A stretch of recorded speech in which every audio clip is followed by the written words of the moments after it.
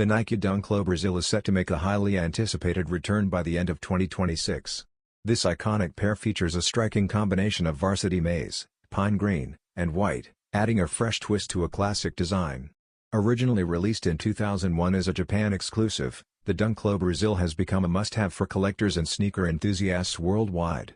After its first re-release in 2020, the green accented edition returned again in 2024, staying true to the original style and SKU. The upcoming drop is expected to honor the 2026 FIFA World Cup, making it a perfect blend of sport and style. Fans can look forward to detailed shots and close-up views that showcase the craftsmanship and colorway of this legendary silhouette. Make sure to check Nike.com later this year, as the pair is expected to launch around September 2026, offering sneakerheads another chance to own this celebrated classic.